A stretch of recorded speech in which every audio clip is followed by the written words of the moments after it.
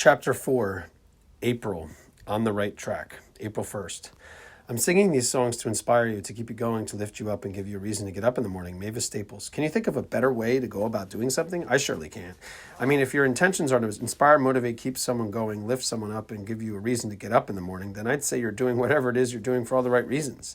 And in this case, it just so happens to be singing. In the end, what do we have better to do with our time than something we love, which will in turn trickle out to people, something other people love in a positive way? There is nothing more worthwhile in life than to do something like this with our time, our most precious and finite resource. So keep on keeping on. April 2nd. Singing is kind of like stress relief, and everything just kind of makes sense when I'm doing this. Rosé. Singing most certainly is a stress relief. I can attest to this 100% of my life. Whenever there is an out-of-the-ordinary event, situation, or experience in life, putting on a powerful song and singing as loud as I can has been a great way to get out whatever negative feelings or emotions I am having about it. It's a more constructive and safer way to deal with a less-than-ideal moment rather than taking a substance, yelling at someone else, misplaced anger or aggression, throwing, slamming, or breaking something, again, misplaced anger or aggression. We have to ask ourselves, what did the door or mom do to me? If the answer is nothing, we shouldn't be taking any frustrations out on them. Plus, singing in these kinds of situations can also make us feel better about whatever is happening or just happened. And it makes us feel better for the rest of the day. It's like we're putting a spin on a negative circumstance, taking that negative and turning it into a positive domino effect, which will inevitably impact us and in the world around us. The moral of the story is that it behooves us to sing our way to joy and happiness, as it will most definitely improve our overall mood. What's not to like about that? April 3rd. Singing lessons are like bodybuilding for your larynx. Bernadette Peters. This is so true. And it's not only bodybuilding for your larynx, but also for your diaphragm, your esophagus, and abdomen, in that you really train and work these body parts as well. When learning how to sing and just singing in general, you have to hold notes for a long time. You have to practice your breathing, as well as develop a way of singing lead and harmony while exploring ascending and descending scales and trills. There are a lot of things to think about and do when singing, so it ends up being quite a bit of an upper body workout. April 4th. I try to connect my singing voice to my guitar and my guitar to my singing voice, like the two was talking to one another. B.B. King. What a unique way of looking at singing. I've done this sort of thing before, where I sing out a melody I have in my head and then figure out what the notes are on guitar for a solo and vice versa. This can be done for a song you're already writing or for an already existing song you're trying to learn on either guitar or voice. It's a different and interesting take on creating or finding notes using improvisation as well as trial and error. For me, I found it to be a fun experience in both cases. Why? Because it's about bringing something to fruition that doesn't exist yet with an original song. You're figuring out a melody, a harmony, or scale, a chord progression that does exist in an outside-of-the-box style. Both are fun and creative, and in the end, if you connect your voice to something like a guitar or guitar to your voice, you're essentially opening the door for the two to have a conversation between themselves. When they work together in this way, it can lead to them turning into one complete instrument as opposed to two incomplete ones. How cool is that? April 5th, sing your own song. There are always some earnest listeners. Amit Ray. In essence, this quote is both literal and abstract. Literal in the fact that singing your own songs, ones that you've written, means you are most likely singing from the heart, connecting on a deeper level to it, embodying the lyrics, and as a result, performing it with a conviction and intention that just can't be matched with singing a cover song. Abstract in the fact that in life we have to be our true, unique selves. So Amit is saying we owe it to ourselves to sing our own song. Everyone is already taken anyway. In both cases, when we sing our own song, there will inevitably be people who listen respectfully and resonate with what and how we are singing, as well as living our lives. April 6th. To me, singing is like talking. If it ain't natural, it ain't right. B.B. King.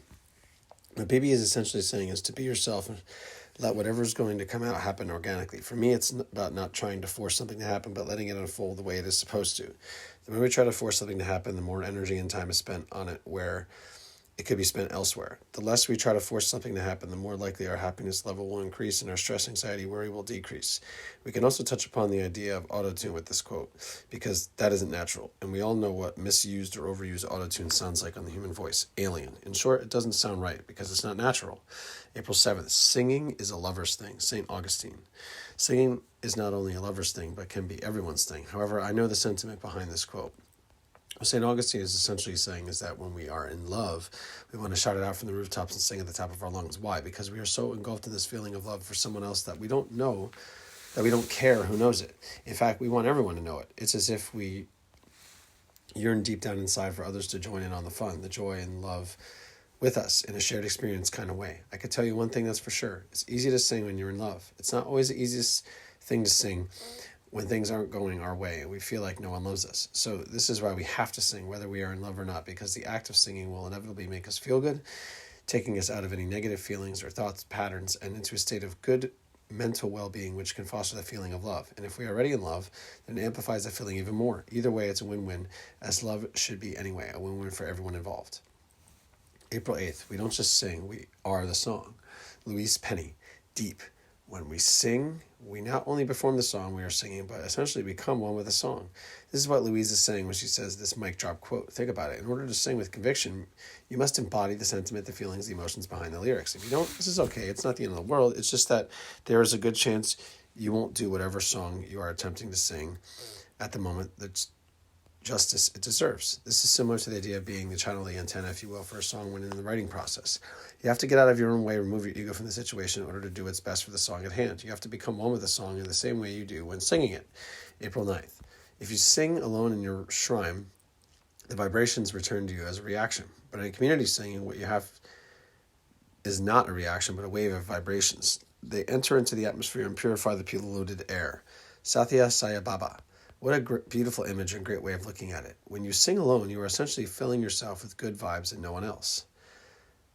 This isn't a bad thing at all because you can create a feedback loop with and within yourself, and this trickles out into the broader world as you go into it. With every interaction with another person will most likely be positive because you've essentially sung yourself into a positive state of mind. So you'll be positive and happy with others, creating wonderful karma for yourself. On the other hand, community singing is very much a wave of vibrations as many people are singing simultaneously, creating a whole horizon or soundscape, if you will, with the melodies and notes. When several people sing at once, you are literally and metaphorically in harmony, and the universe appreciates and rewards that by giving us a sense of togetherness, connectedness, wonder, and awe. It may even give us the goosebumps if the music is in the right key and the song is sung with just the right amount of power and passion. In this sense, it most certainly purifies the polluted air as it provides a breath of fresh air through the beauty of the music. We could think of it as the beauty overpowering the crud, the gunk, the slop around us. I've said it many times. I've said it before, and I'll say it many times again and again. There is power in numbers. April 10th. Singing is a trick to get people to listen to music for longer than they would ordinarily. David Byrne. Although I'm not sure if this is meant to be a joke or not, there is a lot of truth in this statement. For most people, having a cool beat with interesting instrumental sections can get the job done as far as listening to music for a short period of time goes. Yet there was something missing from the puzzle to encourage the listener to continue for an extended period of time. That thing that is missing is lyrics, and more importantly, the way those lyrics are delivered in a performance manner. Now, I'm not saying there isn't a time and place for listening to instrumental music, because there most certainly is. I listen to instrumental music in the morning as a way to ease my way into the day and to fall asleep easier at night, as it provides a calm, peaceful space for my mind. What I am saying is that even being a musician, I can really only listen to instrumental music for so long before I start to yearn for something more. I appreciate the genius of the instrumentation and arrangement of all the various layers of instruments working seamlessly together as a team. There's just something so compelling about the stories that songs tell us through their lyrics and melodic performance of them. Maybe it's the fact that the songwriter and or singer delivers them in such a way that it moves us, inspires us, or makes us think about things differently. Maybe it's because the lyrics sound like something we would say ourselves, so we feel connected to them in a special way. Maybe it's because the songwriter and or singer says exactly how we are feeling, what situation we may be currently in or going through, so it makes us feel not alone.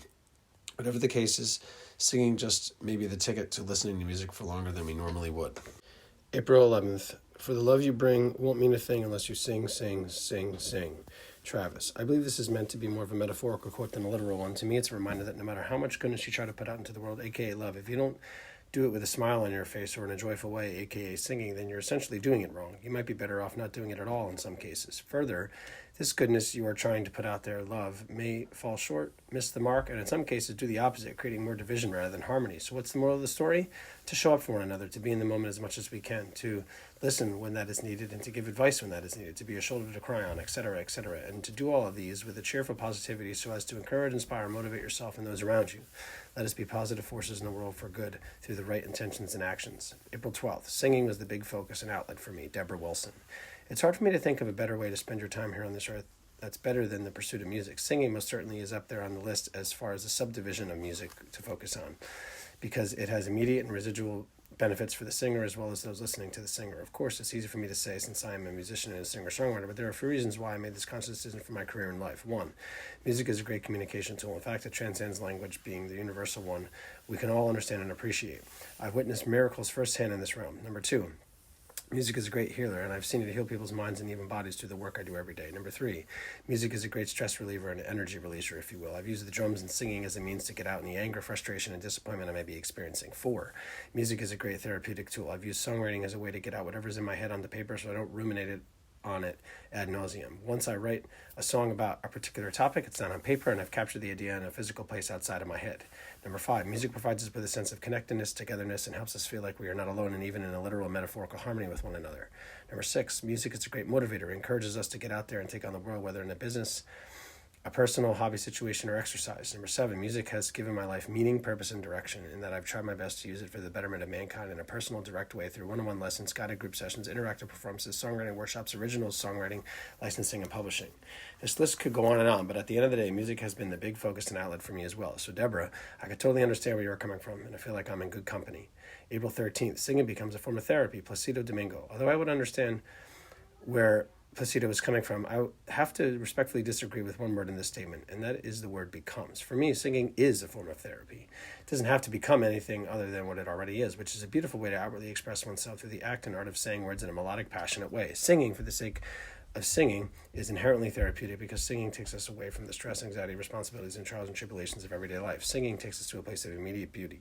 Singing is an escape from what could be considered an otherwise mundane, lonely existence, in that we can connect with the lyrics, person who wrote the song, so as to not make us feel not so alone. And last but not least, singing makes us feel good, which is what great therapy does. It not only makes the singer feel good, but everyone else who hears the singer feel good. This doesn't just happen in the moment, but continues as a positive residual effect over time. For all of these reasons, and I'm sure some more that I'm missing, singing is therapy. April 14th, if God wanted the woods to be quiet, he would not have given birds songs to sing. Machona Dulweo. This is so true. I love this quote, as it not only speaks to what God wants in nature, but what God wants for all of us. He wants us to connect with one another. As human beings, we crave connection in its many forms, whether it be working together on a project, forming a band to write and perform songs together, going to a concert, starting a family, or spending leisure time doing the things we like. We are more inclined to enjoy them when we are doing them with someone else. In fact, all these need other people in order for them to work or succeed at all. And taking this quote a bit deeper, if God wanted the world to be quiet, he would not have given us the means, the right body parts and creative minds, and the resources, wood, steel, copper, and any other material for physical and digital instruments and software to create instruments and music of our own. He wants us to interact with each other in these materials to create beauty, and the more we can create it in his name, doing his will, the better. April 15th, blessed is the night bird that sings for joy and not to be heard, Marty Rubin.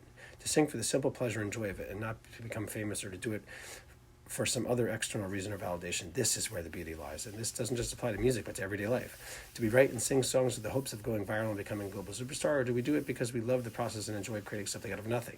Do we go on that vacation because we really want it, or because we feel it is going to make other people jealous? Do we need to post this picture, that video to social media, or can we just save it for ourselves and our close loved ones to cherish? These are all questions we can ask ourselves every day. All it comes down to is doing something simply because you love it and enjoy it, and not for others to give praise or for the world to take notice. When we are doing something to please others in this way, we will always fall short. Why? Because we can't please everyone. It's just not possible. Everyone has their own way of thinking about and doing things that you are inevitably going to butt heads or not see eye to eye with, and this is okay. In order to be more at peace with yourself and the world around you, do things because you really want to, and not how it might look or sound to other people. Plus, when we do something we really enjoy and love, we are more in the moment. I don't know about you, but I want to spend my days on this earth being as much in the moment as possible. April 16th. The softer you sing, the louder you're heard. Donovan. Now, this may seem counterintuitive at first, but let's break it down. Number 1, when we sing softer and even when we speak softer, the listener has to listen more. How? Because if a song or conversation is at a lower volume, the only way to really hear at that point is to focus all your attention and energy to whatever is being sung or said. Number 2, someone who doesn't speak much at all is worth paying attention to more as well. Why? Because of the fact they choose their words carefully and choose to speak when necessary to make a point or share their thoughts. What is being said is taken more seriously and given more weight. Although these two make perfect sense, and we're sure there are people in your life like that, it is hard to totally discount the face value quality of the quote, and that obviously singing softer doesn't literally mean being heard louder decibel-wise. The quote is more of a metaphor, so let us treat it like that one. April 17th. If they're singing about heartbreak, they've lived it, Paula Abdul. This is a good rule of thumb for any topic. An example, if they're singing about love, they've lived it. However, it isn't always the case. There are really good storytellers that don't necessarily have to experience a particular situation at its core to know how to write about it or sing about it in a song. But I would go so far as to say that in order to write and perform, sing a song with conviction, passion, and power, one needs to experience it firsthand to summon all the emotions necessary to write and sing about said topic in the right way. Otherwise, it can fall flat or miss the mark. And the last thing anyone wants to do as a singer, songwriter, or performer is to not convey the right emotion while performing in any way, shape, or form. It's not a good way to gain more fans, and you might end up losing many current fans. Let's face it, people can read between the lines and see through BS pretty easily. They'll know if you're faking it till you make it or singing from the heart because you've personally experienced something. April 18th. Talking is the voice of humans, singing is the voice of soul. Clarissa Pincola Estes.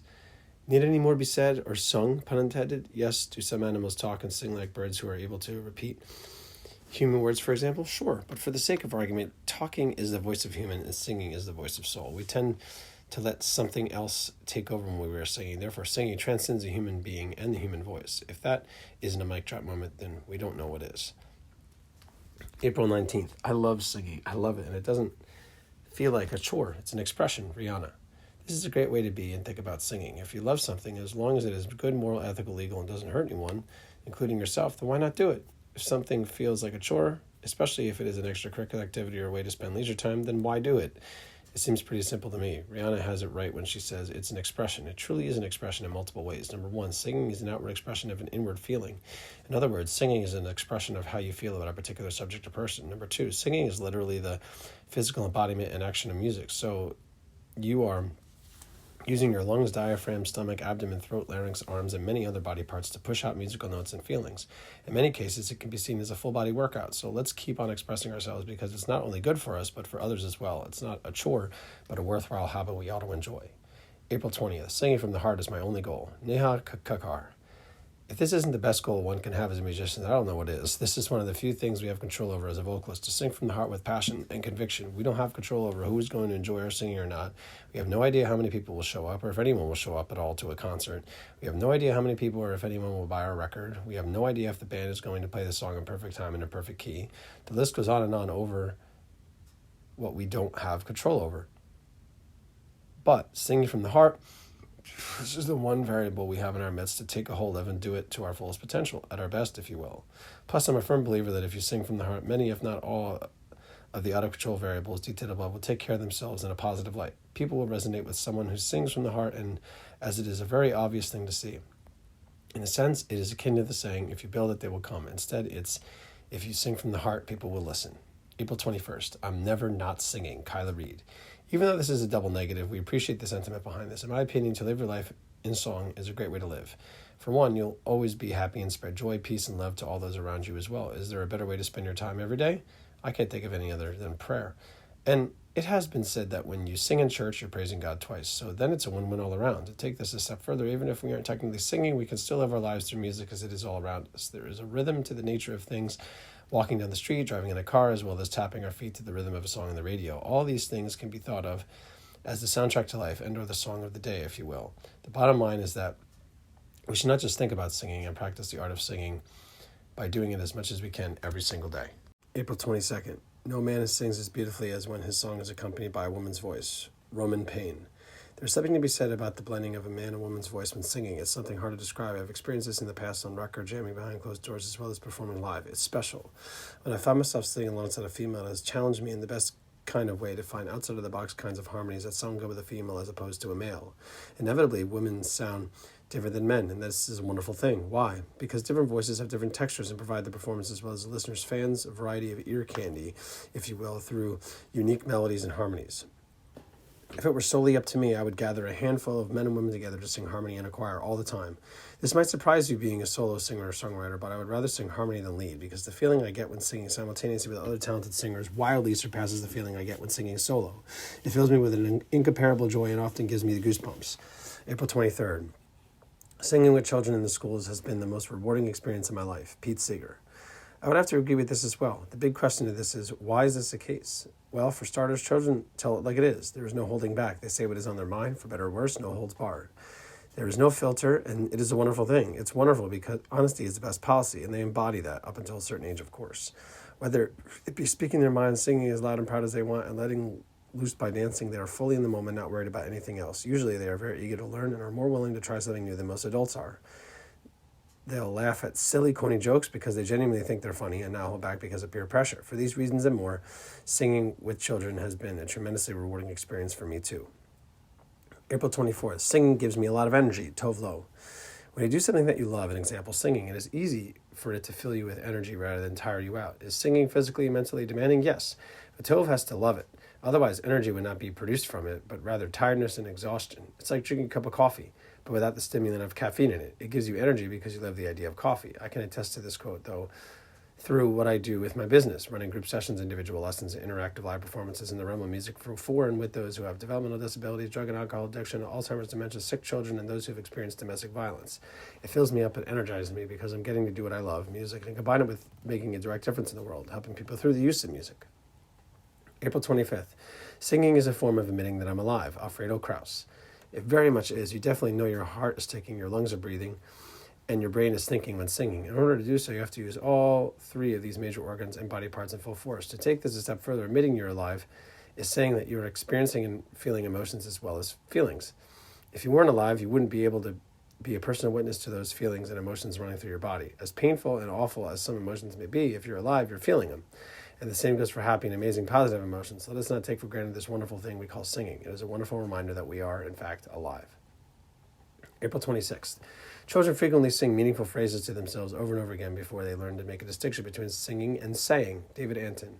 This is a very cool phenomenon and observation to make. It's no surprise it makes perfect sense to me. Why? Because children develop the idea of singing before speaking and then over time start to differentiate the two. In addition to this, why do you think there are so many songs and entertainers for children to enjoy? It's all about having fun while learning, but they don't know they're learning. Singing songs are the best kinds of teachers in this way because they open the door to exploring different body movements, different topics, new words, and most importantly, different parts of your voice. Singing for the win. April 27th. Singing was my first passion. Whenever I sing, I'm always so happy. Kiki Palmer. Well, wouldn't you know, singing makes us feel happy. It most certainly does. We've gone over this multiple times in our now 4-book series. Singing releases all the feel-good chemicals and hormones in our brains, which in turn impact our mood and the rest of our bodies in a positive way. And it is a very constructive, natural, and healthy way to feel good and be happy, as Kiki puts it. The greatest thing about it is that you can continually go back to it when you need a pick-me-up, a boost, if you will, anywhere, anytime. Plus, it's free. For all those reasons, let us sing, sing, sing to be happy, happy, happy. April 28th. I'll keep singing till I die, Bing Crosby. What a great thought. To do something you love until the day you die. There is something so poetically beautiful about it. I've always said that the way I want to go is by singing a song or playing guitar on top of a mountain with close family and friends gathered around. I know it's very particular, but I couldn't think of a better way to spend my last moment here on earth. Now, I know this may sound morbid, but trust me, it is a worthy thought experiment to dig into for yourself. After all, we only live once. How would you want to go? April 29th. Singing is my profession. There is no plan B. Van Morrison. I love this. He's putting all of his energy into what he loves to do. Some may say this is reckless or irresponsible, but I say it's knowing what you want and going for it with all your heart and soul. This is what it is like to be laser focused, to put all your eggs into one basket. If you were investing your money, this might not be the best plan of attack, as you can't plan for the market going up and down. But with a profession, why not put everything you have into what you care about the most and have a God-given talent? And we only live once, so to follow that inner voice guiding you in a specific direction is what we all ought to be doing with our time and inherently our lives. So I say, go for it. Turn what you love into what you do, and don't settle for anything less, namely Plan B. April 30th. Singing is a beautiful art. Don't make it ugly. Tony Bennett. Singing really is a beautiful art. It is a wonderful way to express oneself and let loose while telling a compelling story through melody and harmony. In addition to this, it is an opportunity to inspire, encourage, and entertain others, while at the same time doing this to and for yourself. There is a sense of intimacy when singing a ballad, a love song, or a slow introspective lyric, and a sense of passion when singing a powerful in-your-face phrase when the song calls for it. And of course, their full range of emotions can be felt in between the soft and the loud. This is what makes singing and music in general so amazing. Every singer has their own unique style as well, which is something not to be brushed over lightly. It should be appreciated for all the beauty it possesses and represents, as we do with a fine painting, sculpture, or other form of art in that realm.